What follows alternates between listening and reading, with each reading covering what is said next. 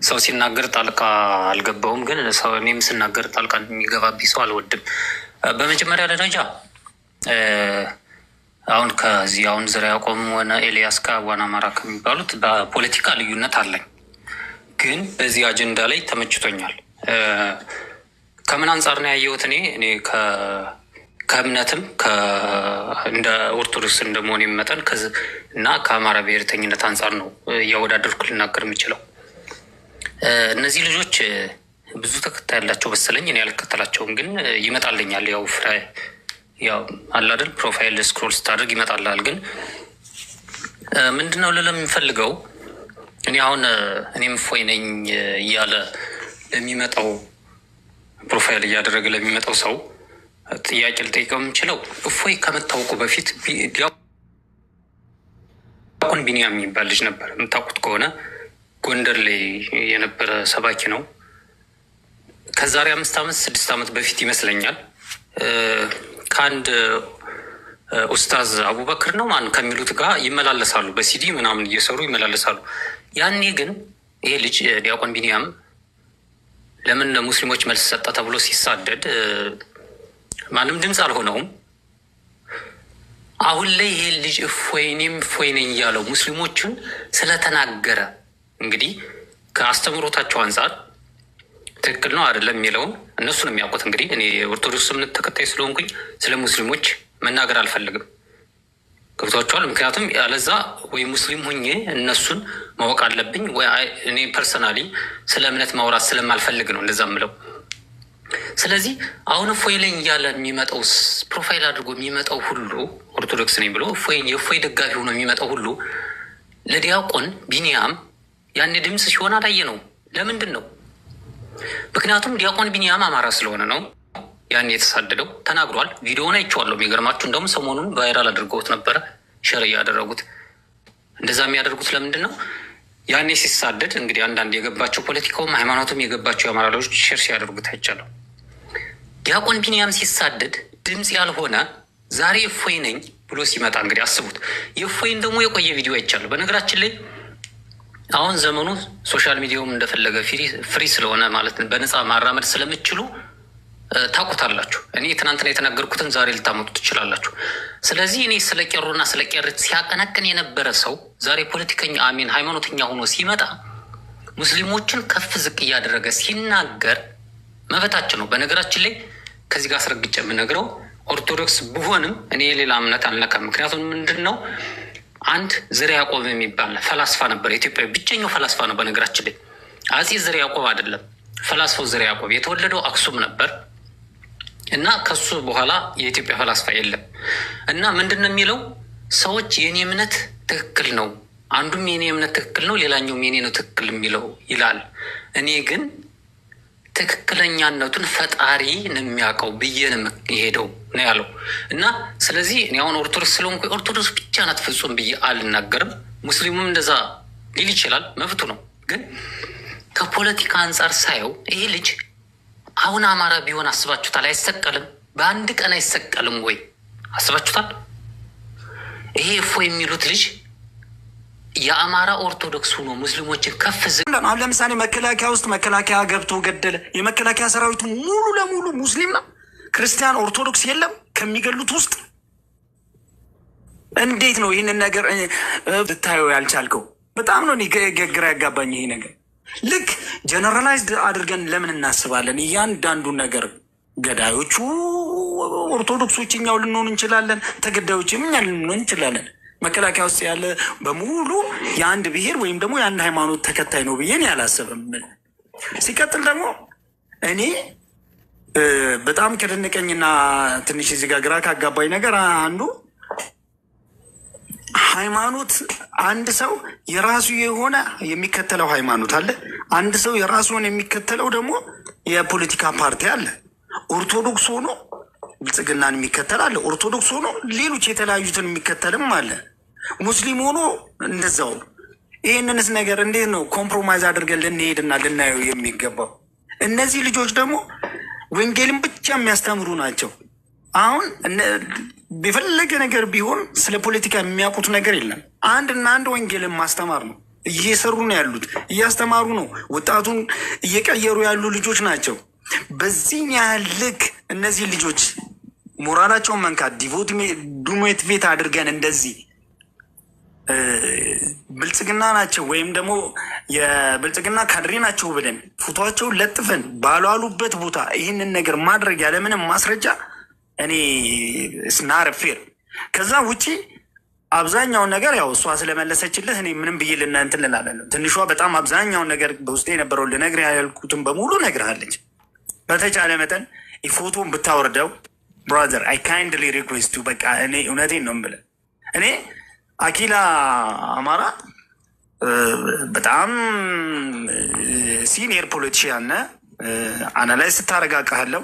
በእንደዚህ ልክ እንደዚህ አይነት ይህንን ፕሪንሲፕል ኦፍ ሴኩላሪዝሙን ሃይማኖቱን ከፖለቲካ ተደባልቆ ስታወራ ሳይ አዘንኩኝ። እግዚአብሔር አይ ኖ ዩ ፍሮም ዘ ቨሪ ቢጊኒንግ። ለቸርቹ አሁን ያለው መንግስት ለቤተ ክርስቲያኑ አደጋ አይደለም? ይሁን ይሄንን መንግስት ደግሞ የሚደግፍ ደግሞ የቸርቹ ሜምበር ሊኖር ይችላል። ስለዚህ አሁን አንተ ምትለኝ ሁለት መነጽር ናቸው። እኔ ፖለቲካውን ማለት ነው በፖለቲካ መነጽር፣ ሃይማኖታችንን በሃይማኖት መነጽር እኛ እንዲያውም እኛ እንዲያውም በእናንተ ጫማ ውስጥ ገብተን ነው። እስቲ ልጠይቅህ፣ ዳንኤል ናቡከደነጾርን ፊት ለፊት ተጋጥሟል አይደል? አስቴር ሀማምን ተጋፍጣለች። ሙሴ ፈርዖንን ተጋፍጧል አይደል? እንትኖቹ ደግሞ ከሮማን ኢምፓየር ጋር ፊት ለፊት ገጥመዋል። እንትኖቹ ምንድን ነው የኢየሱስ ክርስቶስ ደቀ መዛሙርት ሁሉም ያደረጉት በእምነታቸው ነው። ሶ ማይ ኩዌስችን ኢዝ ዛሬ ላይ የእምነት ሰዎች ወረደ ጳጳሱ እስከ ማልቀስ ደርሰዋል። ማልቀስ ብቻ አይደለም፣ አሜሪካን ኤምባሲ ገብተው እስከ መደበቅ፣ ሽንት ቤቱ ሲገቡ እየተቆለፈባቸው ምናምን ገንዘባቸውን መንግስት ተበድሮ ሳይቀር ቤተ ክርስቲያኗ 2 ሚሊዮን አካባቢ አልከፍልም ብሎ ያችን ገንዘብ እንኳን እንዳይጠይቁ ይሰደባሉ። ምን ይላሉ? ክርስቲያኖች ይሳደዳሉ። ኦኬ፣ ቤተ ክርስቲያን ውስጥ መሳሪያ ይጠመዳል። ሶ እኔ ክርስትና አልገባኝም። የፊየሪ ክርስትና ነው ወይስ አሁን ቅድም እህታችን በማን ነው በጴጥሮስ መልእክት ይመስለኛል ክርስቲያን አንድ ብልት ነን፣ አንድ አካል፣ አንድ ስጋ ነን ተብሏል ብላለች።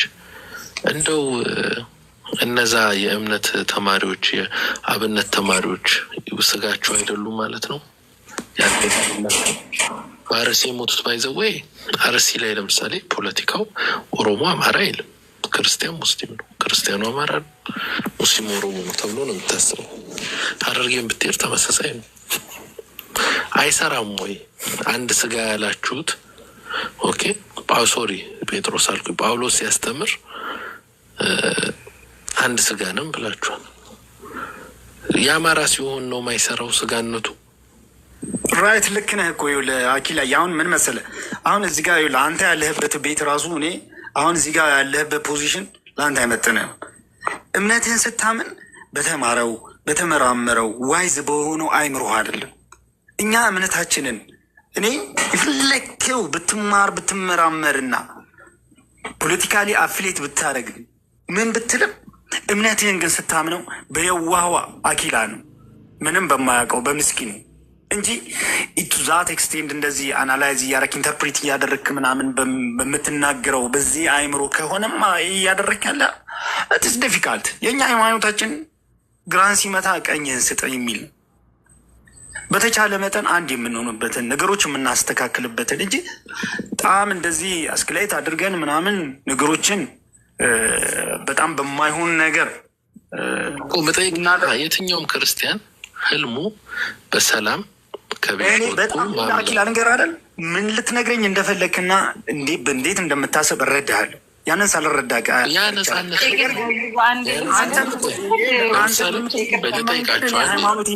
ለምሳሌ ለእፎይ ነገሮችን አብረን እናስተካክል። አንድን አይደል ሴም አይዲዮሎጂ የምንከተል አንዴ ልጠይቅህ፣ ሃይማኖት አንጻር ቆይ ቲኤፍ በተቻለ መጠን እናስተጋኛ አንድ የምንሆንበትን ሰዎች ሃርሞኒስሊ የምንኖርበትን። ምኑ ነው ሃርሞኒ ታዲያ? እየሞተ ለምሳሌ እኔ ልንገርህ፣ ቅርብ ጊዜ በታተን አኪላ ኧረ ይደብራል። ምኑ ነው የተበታተነ? ትግራይ ሲኖዶስ አላልኩም እኔ በሲኖዶስ ልዩነት ነው እሱ ለልብያለሁ እኮ የአማራ የኦሮሞ እኛ ላልንማ እዚህ የመጣ ልጅ እኮ ነው ይኸው እየተባለ እኮ ነው እዚህ ጋር እኮ እኛ እንደውም ማስተካከል ነው እናንተ አላስተካከላችሁ። ኦርቶዶክስ ከሆንክ ለምንድን ነው ተደራጅተህ አይነት መሳሪያ ያዝ፣ ጨብጥ፣ ስናይፐር ያዝ። መሳሪያም አትያዝ ልንገርህ፣ ምንም እኮ ችግር ምን አዘጋጃችሁለት ምናምን ነገር ትክክል ነዋ።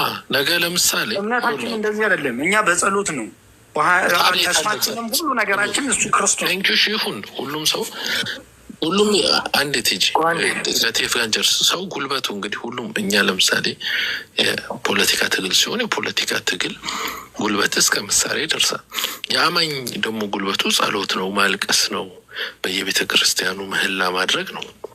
ለምሳሌ ጎንደር ብዙ ጊዜ ምህላ ይደረጋል። ጾም ሲኖር ምን ሲሆን ለህዝብ ለምን ለሰላም ምህላ ይደረጋል። ያንን እኮ አላየንም። እዚህ እኮ ቲክቶክ ላይ ምህላ አልተደረገም አይደል? እዚህ ለተደረገ ነፍስ ይማር ተብሎ ጸሎት አልተደረገም። አንድ እንግዲህ በጳውሎስ መልእክት አንድ ስጋ ነን ከተባለ ተቻለ መጠን እኛ ልናደርግ የምንፈልገው አሁን ልንገር አትሊስት አሁን ደሴም ወይ መተናል። በቃ በተቻለ መጠን እንዴት አድርገን እምነታችንን እናስተካክል። በቃ ይሄ ፖለቲካ የምንለውን ነገር ይሄ አፊሌት የምናደርገውን ነገር ትተን በእምነታችን ከኛ ምን ይጠበቃል? እንዴት አድርገን እንስማማ? ሃይማኖታችንን ኦርቶዶክስን አንድ እንዴት እናደርጋት? ይሄ በብሔር አብይ ሳይቃወሙ አንድ መሆን ይቻላል። ቆይ እስኪ ልጠይቅ፣ እንትን ኦርቶዶክሱ የሚገለውን አብይን ሳትቃወም እንዴት ነው አንድ የምትሆነው? እስኪ ንገረኝ። አሁን አብይ ኦርቶዶክሱን ስለመግደሉ ዋት ኢዝ ዩር ኤቪደንስ? ጭራሽ መከላከያው ገብቶ የሚገለው ማንን ነው? መከላከያው ራሱ ማለት ነው አማራ ስለመሆኑ እና ኦርቶዶክስ ሃይማኖት አልገባም። አንተ እኮ እንደዛ ነው እያሰብክ ያለው። ጠየቃሉት። የመከላከያው ዋና አዛዥ ማን ነው? ብርሃኑ ጁላ ነው። አብይ አህመድ ነው ዋና አዛዡ። እሺ አብይ ተማጆች ነው። ኦኬ አብይ አህመድ ታዲያ መከላከያውን እየመራ ከሆነ ማን ነው ተጠያቂው? መከላከያው ገብቶ ንጹሐን ቄሶችን ሲገል፣ የቆሎ ተማሪዎችን ሲገድል፣ ሲጨፈጭፍ፣ ሲደበድብ ማን ነው ተጠያቂ የሚሆን? አሁን ይኸውልህ እዚህ ጋር አሁን እኔ ሁለት መነጽሮች አሉ። አንተ አሁን በፖለቲካ አይን ነው እያየው። ለምን በኦርቶዶክስ አይን ነው እንጂ እያየሁት ያለ ፖለቲሳይዝ እያረከው ነው። አሁን እኛ እዚህ ጋር ይሄንን ፖለቲካሊ ያለውን ነገር ማለት ነው ከሃይማኖት አንግል ነው እያየው። እሺ ከሃይማኖት አንግል ቆይ ማን ነው ቆይ እንዴ እና ፊት ለፊት የማትጋፈጥ ከሆነ በቃ ጸልየን ምናምን ዞር ነው የምንለው። እናንተ እኮ ለመጸለይም እኮ ገዳዩን እኮ ገዳዩን ፊት ለፊት መናገራችሁ እየደበቃችሁ ገዳዩን እየደበቃችሁ የአማራ አንድ እኔ አሁን ለምሳሌ የአማራ ኦርቶዶክስን ሰው ከእናንተ ጋር አንድ ኦርቶዶክስ ልሆን ብዬ ብመጣ አብይ አህመድን ሪኮግናይዝ ሳታደርገው እንደ ገዳይ ሪኮግናይዝ እየገደለኝ ገዳይን በስነስርዓት ፊት ለፊት ገፍተህ የማትጋፈጥልኝ ከሆነ አንድ መሆኑ ምንድን ነው ጥቅሙ? ንገረኝ። አንድ ሆንንሽ ገዳይን አንተ ትደብቀዋለህ፣ በአላቅም ትለኛለህ እና አላቅም እያልክ ታዲያ በደንብ ታውቃለህ ማን እንደሚገድል። መከላከያ ሲገድል በደንብ አድርጋችሁ ታውቃላችሁ። መቼም የተመጠመ ሙስሊም አይደለም ወይ? መከላከያ ማን ነው ግን? አንተ አይደለም እንደ መከላከያ አይደለም የአብይ አህመድ ናሽናል ዲፌንስ ነው አይደለ? አይደለም መከላከያው የሚያዘው አብይ አህመድ ነው እንደሚ ቢሎንግ ቱ ዩ አይደለም። ማን ነው ቢሎንግ ቱ ሚ? እኔ ጋር መከላከያ እኔ አይደለም የአብይ አህመድ ነው። እነዚህ ልጆች ቤተክርስቲያን የመደበቻቸው አይደሉም። በቃ የሰንበት ትምህርት ቤት ተማሪዎች ናቸው። በራሳቸው ጥረት ወንጌልን ተምረው ቴዎሎጂ ተምረው ወንጌል እየሰበኩ ያሉን። ምናልባት ቤተክርስቲያን ያጎደለችባቸውን ያስቀረችብንን ለክርስቲያኖች ያጡትን ነው ሚዲያ ላይ ላሉት እያስተማሪ ያሉ ነው። የሚወደዱ ልጆች ናቸው። ነገር ግን ከወቅቱ ቴዎሎጂ አንጻር ራስን ስለመከላከል ስለ ስጋ ህይወት የሚያስተምሩ አይደለም። በቃ መንፈሳዊ ህይወቱን ብቻ ነው የሚያስተምሩት እና ብዙ ባንተቻቸው እነሱን በተቸን ቁጥር የሚያደምጡን የእኛን ቁስል የእኛን ችግር ማስማት ያለባቸው የኛው ልጆች የሆኑ አንደርስታንድ እንዳያደርጉን ያደርጋል እና እዚህ ላይ እቺ ብትታረም ነው። ሌላው ጥሩ ነው። አመሰግናለሁ። ኦኬ ወሰን ይላል አለው ረጅም ጊዜ ቆይቻለሁ። ሰው ሲናገር ጣልቃ አልገባውም፣ ግን ሰው እኔም ስናገር ጣልቃ የሚገባብኝ ሰው አልወድም። በመጀመሪያ ደረጃ አሁን ከዚህ አሁን ዘርዓ ያዕቆብ ሆነ ኤልያስ ከዋና አማራ ከሚባሉት በፖለቲካ ልዩነት አለኝ፣ ግን በዚህ አጀንዳ ላይ ተመችቶኛል። ከምን አንጻር ነው ያየሁት? እኔ ከእምነትም እንደ ኦርቶዶክስ እንደመሆን መጠን እና ከአማራ ብሔርተኝነት አንጻር ነው እያወዳደርኩ ልናገር የምችለው። እነዚህ ልጆች ብዙ ተከታይ ያላቸው መሰለኝ። እኔ አልከተላቸውም፣ ግን ይመጣልኛል።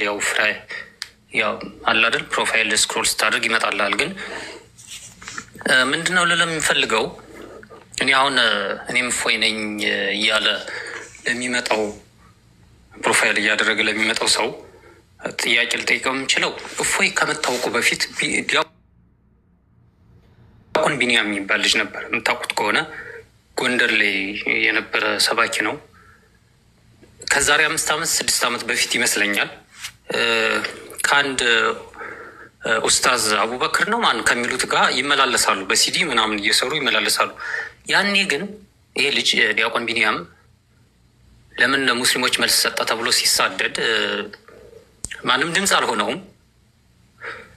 አሁን ላይ ይሄ ልጅ እፎይ ነኝ እያለው ሙስሊሞችን ስለተናገረ እንግዲህ ከአስተምሮታቸው አንጻር ትክክል ነው አይደለም የሚለውን እነሱ ነው የሚያውቁት። እንግዲህ እኔ ኦርቶዶክስ እምነት ተከታይ ስለሆንኩኝ ስለ ሙስሊሞች መናገር አልፈልግም።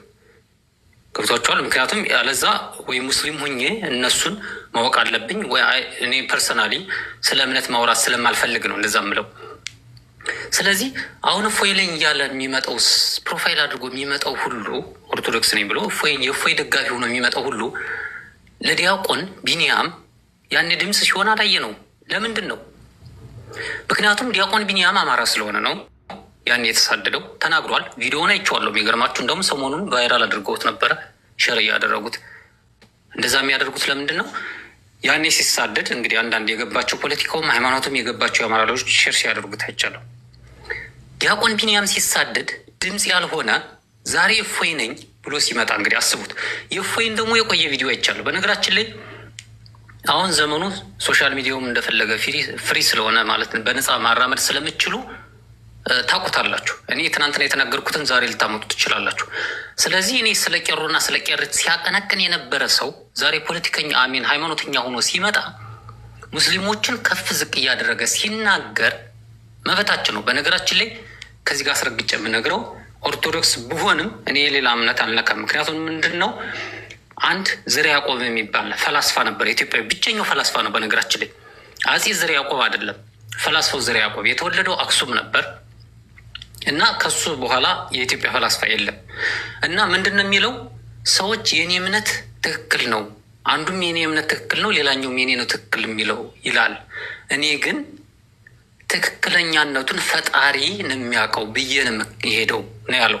እና ስለዚህ እኔ አሁን ኦርቶዶክስ ስለሆንኩ ኦርቶዶክስ ብቻ ናት ፍጹም ብዬ አልናገርም። ሙስሊሙም እንደዛ ሊል ይችላል፣ መብቱ ነው። ግን ከፖለቲካ አንጻር ሳየው ይሄ ልጅ አሁን አማራ ቢሆን አስባችሁታል? አይሰቀልም፣ በአንድ ቀን አይሰቀልም ወይ? አስባችሁታል? ይሄ እፎይ የሚሉት ልጅ የአማራ ኦርቶዶክስ ሆኖ ሙስሊሞችን ከፍ ዝቅ ሲያደርግ ሲናገር ብታዩት ብልጽግና በአንድ ቀን አይሰቅለውም ወይ? ያደርገዋል። ለምንድን ነው ብልጽግና ይሄንን ልጁ እኮ እንግዲህ ዲያቆን ቢኒያም ያለው ጫካ ነው። እንዲህ አሁን በህይወት ይኑር በይሙት አናቅም እኮ ገብቷችኋል። ተሰዶ ጫካ ምናምን ነው እየዞረ ያለው እኮ ቤተሰቦቱን ልጆቹን በትኖ ሚስቱን ትዳሩ ምናምን በትኖ ያለ ልጅ እኮ ነው። ይሄ ግን ከተማ ነው የሚዞረው። ከቤት ለቤት ከኮንዶሚኒየም ለኮንዶሚኒየም ሊቀይር ይችላል። አያመልጥም እኮ ግን መንግስት በደህንነት ክትትል ስለሚያደርግለት ጠበቃ ስለሚያደርግለት። ስለዚህ አሁን ፖለቲካሊ መንግስት ያለውን የፖለቲካ ተጽዕኖ ለመቀየር ሲፈልግ በሃይማኖት ነው ያመጣው።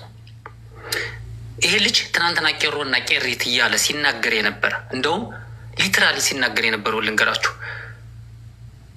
ኦሮሞ አሜን፣ እናንተ ኦሮሚያ ላይ መታችሁ ስራ ትሰራላችሁ፣ ዛሬ እኛ ቄሮና ቄሪት ግን ኩሊ ሆነው እንዲኖሩ ተደርገዋል እያለ ነው። ዛሬ ሃይማኖተኛ ሆኖ የመጣው ልጅ ማንን ደጀን አድርጎ ነው? ከኋላ ማን ይጠብቀኛል ብሎ ነው። እነዚህ ልጆች እኔ አሁን ፕሮፋይል ያደረግካቸው ልጆች እኔ አንድ የማይመቹኝ ነገር ልንገር። ምናልባት ይሄ ስለ ሐዋርያዊ መልሶች የሚሉት ነገሮች ብዙ ነገሮች ስለ ሃይማኖት ዲቴል ይናገራል። ሙሉ ለሙሉ አውቃለሁ ባልመጻደቅም ስለ እምነቴ በደንብ አውቃለሁ። ስለዚህ የሚሰጣቸው መልሶች ይመቸኛል። በእርግጥ ግን ይሄ ልጅ አማራ ክልል ስለሚገድለው ክርስቲያን ድምፅ ሲሆን አይታችሁ ታውቃላችሁ? ይሄኛው ደግሞ ሶስተኛው፣ እኔ ስማቸውን ይቅርታ አድርጉልኝና ስማቸውን አልይዝም። ሶስተኛው ልጅ አይ ቲንክ ካናዳ ነው መሰለ ያለው ስለ እምነት እየቆረጠ እንደውም ቪዲዮ ሙሉ እንዳላይ እኔ በነገራችን ላይ ሙሉ ቪዲዮን አይቼ ነው ጄጅ ላደርግ የምችለው በሰው ላይ ልፈርድ የምችለው። ሙሉ ቪዲዮ እንዳናየው ራሱ ኤዲት አድርጎ ምናምን ነው በቃ የሆነ ቆርጦ አሳይቶን ሲፈልግ ነው የሚናገረው። ይሄ ልጅ የሰንበት ያም የቆሎ ተማሪዎች ትናንትና አይነ ስውሩ አስተማሪ ራያ አካባቢ ሲገደል ድምፅ ሆኗል። አማራ ክልል ለሚገደለው ክርስቲያን ድምፅ ይሆናል። እሱ ይቅርና ከዛሬ ስንት ዓመት ከ2 ዓመት ነው 1 ዓመት በፊት ወደ አዲስ አበባ ሊመጡ ነው ተብሎ በጥፊ የሚመቱትን ቄስ የአማራ ቄስ ለነዛ ድምፅ ይሆናል። እስኪ ጠይቁ፣ ይህን ጠይቀው። ዛሬም እፎይ ነኝ የምትል መንጋ እኔ ኦርቶዶክስ ነኝ፣ እንደ ኦርቶዶክስ ነው የምናገረው። ምናልባት ወጥቼ ስለማልዘምር ምን ስለማልል ያው ኦርቶዶክስ መሆኔን ላታውቁ ትችላላችሁ። ግን እኔ በውስጤ ነው እምነቴን የሚይዘው። ብትጠይቀኝ ልመልስልህ እችላለሁ። ስለ ኦርቶዶክስ ስለምናምን ብትጠይቀኝ ልመልስልህ እችላለሁ። የማውቀውን ያክል ልመልስልህ እችላለሁ። ግን ይህ ልጅ ትናንትና መጥቶ 20 ሺህ 30 ሺህ ሰው ስላየው ዛሬ ፕሮፋይሉን ይሄንን ምንድን ነው ፎቶቸውን አውርድልኝ የሚላለን። በፍጹም እንዳታወርድ፣ አጀንዳን እስከሚጨርስ ድረስ በፍጹም እንዳታወርድ፣ እንዲያውት እንፈልጋለን። ሁለተኛው ደግሞ አቡነ ጳውሎስ አሜና ይቅርታ፣ አቡነ ማቲያስ እንግዲህ ጳጳስ ናቸው፣ የኢትዮጵያ ኦርቶዶክስ መሪ ናቸው። ለትግራይ ድምፅ እንዳልሆን ታፍኛለሁ ብለው ግን ተናግረዋል አይደል? ተናግረዋል። አሁኑም የኢትዮጵያ ኦርቶዶክስ ጳጳስ ናቸው።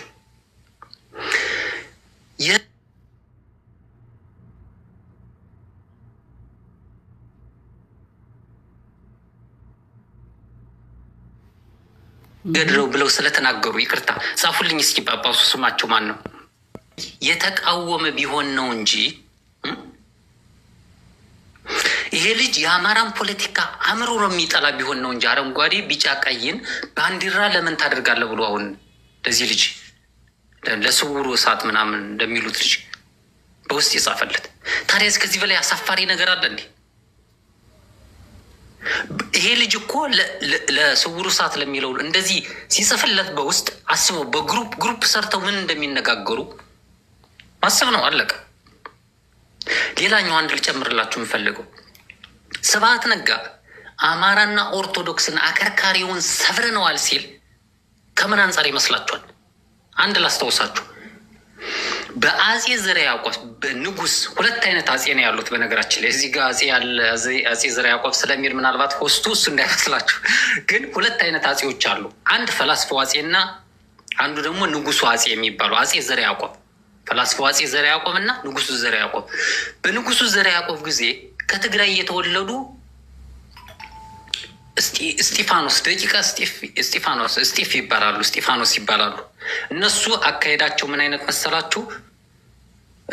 ኦርቶዶክስን የሚጻረር አይነት አስተምሮ አመጡ እና እነሱ የሚጻረሩትን ኦርቶዶክስን የሚጻረሩት ሃይማኖትን ስላመጡ እነሱን በመግታቱ አጼ ዘርዓ ያዕቆብ ስብሐት ነጋ ምንድን ነው ያለው? ፖለቲካውን ሲሰራ አማራው እንግዲህ አጼ ዘርዓ ያዕቆብን አማራ አድርገውት ማለት ነው። አስቡት። በዛ ጊዜ እኮ አማራው ትግራይ፣ ኦሮሚያ ምናምን የሚባል አልነበረም። አማራ አድርገውት ከሸዋ ሰው ነው እንግዲህ ሰውየው አማራ አድርገው ንጉሱ ከሸዋ ስለሆነ አማራ አድርገውት አማራ የሚባል የትግራይን የፈለገው እንግዲህ አስቡ። ትግራይን እንግዲህ አስቡ። መሰረቱ እኮ እንግዲህ ክርስትናን በ4ኛው ክፍለ ዘመን አጼ ካሌብ የክርስትና እምነትን ኦፊሻል እምነት እንዲያደርጉ ያደረጉትን ንጉስ የተነሱት ከትግራይ ከአክሱም ነው። እንግዲህ ያስቡ። እሱን ልክ የአማራ ኦርቶዶክስን የአማራ ብቻ አድርገው አስበው እምነቱን ወደ ፖለቲካ ቀይረውት አጼ ዘርዓ ያዕቆብ ደቂቀ እስጢፍን ስለተቃወመ ስላጠፋቸው ብቻ ስለዚህ አማራን አሸንፈን ኦርቶዶክስንም ሰብረነዋል፣ አማራንም አሸንፈዋል ብለው የሚያምኑ ናቸው። ስለዚህ አሁን የምጠይቃችሁ እፎይ እኔም እፎይ ነው የምትሉ ልጆች የአማራ ልጆች እኔ ስለሌላው አይዶን ከያ እኔ ኦሮሚያም ሆን ደቡብም ሆን እኔ እፎይ ሆነ ብለና አያገባኝም። እኔ ግለሰብ ተከታይ አይደለሁ። ስለ እምነቴ በደንብ አውቃለሁ። ማለት ሙሉ ለሙሉ አውቃለሁ ባልልም የምጠየቀውን ነገር ልመልስ እችላለሁ። አለቀ። ምክንያቱም እኔ አሁን ስለ እምነት አንደኛ በውስጤ ነው እንጂ የሚይዘው ወጥቼ ሾው ለማድረግ አልፈልግም። እኔ ሂስቶሪካል ነገሮችን ነው ልሰራ የምችለው። ስለዚህ እምነትና ፖለቲካን አትቀላቅሎብን። እነዚህ ልጆች ምንድን ነው እያደረጉ ያሉት? አማራዎች፣ እነዚህ 3 ልጆች አሁን አማራዎች በእምነት ተጠምደው ቁጭ እንዲሉ ያ ማለት የመንግስት አጀንዳ ነው። ምንም በቃ እነሱ ስላልነገሩ አይደለም። ይሄ በቃ ማወቅ አለበት እኮ በእምነት አንተ ሙስሊምና አማራ እያልክ እንድትከፋፈል፣ ግማሹ እፎይ እንደጋፊ፣ ግማሹ ደግሞ ከሙስሊም ሆነ እንድትከፋፈል የሚያደርጉ ናቸው። ኮሎኔል ፋንታሁን እኮ ሙስሊም ናቸው። እኛ የፋኖ መሪዎች እኔ እሳቸውን አከብራለሁ። ስለዚህ የእሳቸውን እምነት መንካት አልፈልግም። የእሳቸውን እምነት ከፍ ዝቅ የሚያደርግ ግን የመንግስት አጀንዳ ነው ሊሆን የሚችለው። በእምነት በፍጹም አንደራደርም። ፖለቲካ ሴኩላሪዝም ነው። እንደውም እዚህ ጋር አንዱ ሲናገር ሰምቼዋለሁ። ማንኛውም ሰው እምነቱን ማክበር ይችላል። የፈለገውን በድንጋይም ማመን ትችላለህ። የኔን እምነትም እንድትነካ አልፈልግም፣ የሌለው እንድትነካ አልፈልግም። ስለዚህ በዚህ ሰዓት እፎይ የሚባለው ልጅ እኔ ከሱ ጋር አትኩሬ የምናገር የምፈልገው ትናንትና ቄሮና ቄሪት ሲል የነበረው ልጅ ዛሬ ኦሮሞ ባይሆን ይሄ ልጅ አማራ ቢሆን ወይ ትግራይ ቢሆን በአንድ ቀን አይሰቀልም እንዴ? ትግራይ እንኳን ይቆሙለታል። ማንም እንዲናገሩ አይፈልግም። አለቀ። ምክንያቱም የአማራ የእምነት ተወካይ ስለሌለው አቡነ አብርሃም የሚባሉት በጣም የምናደደው ብሳቸው ናቸው። አቡነ አብርሃም የሚባሉት ራሱ ለምን የገበሬ የሆነ እህል ታቃጥላላችሁ? ለምን አማራ ሚኒሻ የተባልከው ይበትን ብለው ስላወገዙ ብቻ እሳቸውን ጳጳሱን ሊናገሩ የሄዱበት መንገድ በጣም ነው የሚያሳዝነው። እንግዲህ ከአማራ አብራክ የወጡት ጳጳስ የሚባሉት ናቸው። አቡነ ጳውሎ አሚን ማቲያስ እኮ ለትግራይ እኮ ታፍኛለሁ ብሎ ተናግረዋል። አለቀ። ታፍኛለሁ ብለው ከተናገሩ እኮ አለቀ። ድምፅ እየሆኑ ነበር ማለት ነው። በወቅቱ መንግስት እንዳይናገሩ ቢያደርጋቸውም በኋላ ድምፅ ሆነዋል። ዛሬ ለአማራ ሞተ ብሎ የሚናገር አለ? ተወው። እንደው እነዚህ እንግዲህ እኮ የክርስቲያን የኦርቶዶክስ መሪ ሆነው እንኳን እንደው ተወው፣ ለሙስሊሙ አልሆኑም ብንል እንኳን ለክርስቲያኑ ሆነዋል እንዴ? ድምፅ አልሆኑም። እንዲሆኑም አይፈቀድላቸውም። ስለዚህ ኦሮሞ የራሱን ፓትሪያርክ ይሾማል፣ ትግራይ የራሱን ሾሟል። አማራ ግን አየር ላይ ይቀራል። ከእምነትክም ከፖለቲካም ሳትሆን ትበተናለ ማለት ነው። አለቀ። ይሄን ነው ልል የምችለው። አመሰግናለሁ።